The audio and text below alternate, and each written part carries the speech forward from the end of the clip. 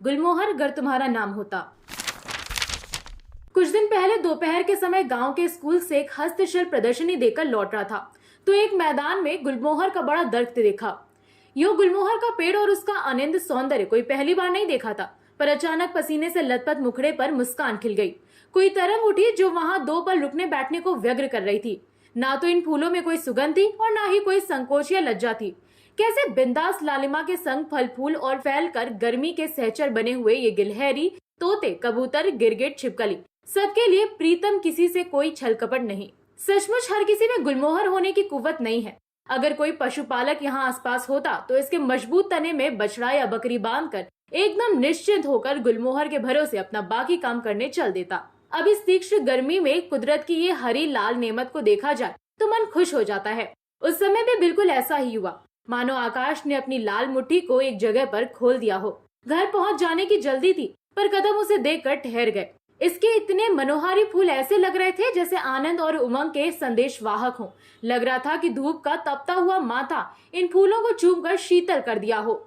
चटकीले लाल नारंगी फूल ऐसे लगते मानो सूरज से इसे रंग मिला हो और चांदनी से ये अनोखी शीतलता जिसे देखने वालों की आंखों से उनके जिगर तक को तर कर देती है।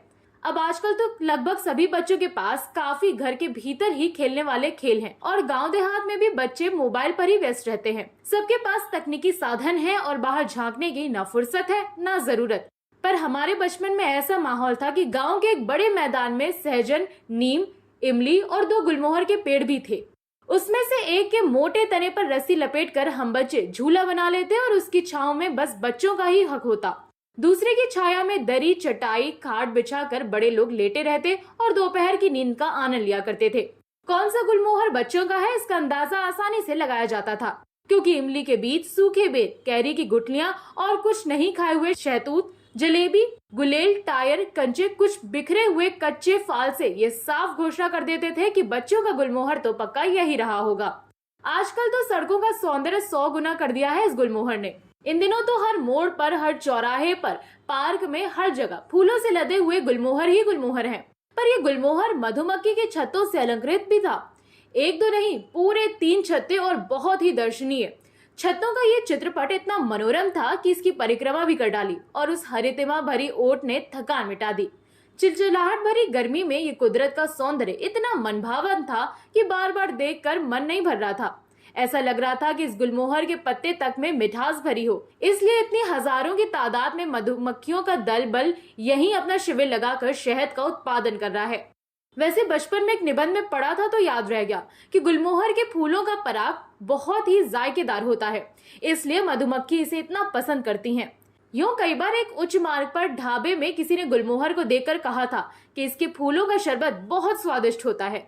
ये सच भी होगा, क्योंकि बचपन में हम लोग भी इसके फूल पानी से धोकर चबा कर खाते थे। पर ये सब अब बचपन की ही बात हुआ करती थी।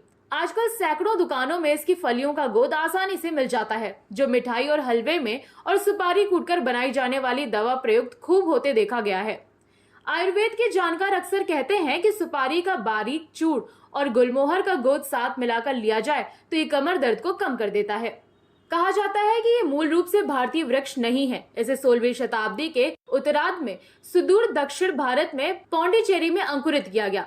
कुछ ही समय में ये उत्तर भारत आकर गर्मी के इस मौसम में पहचान बन गया। गुलमोहर को सिनेमा या कविता हर जगह सबने सराहा है।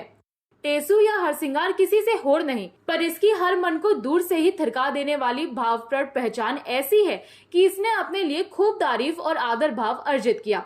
अब बार बार यही लगता है कि गुलमोहर ना हो तो गर्मी का क्या होगा। अगर आप ये पॉडकास्ट कहीं और सुन रहे हैं तो सब्सक्राइब जरूर करें ताकि आप रह सकें न्यूज से भी आगे।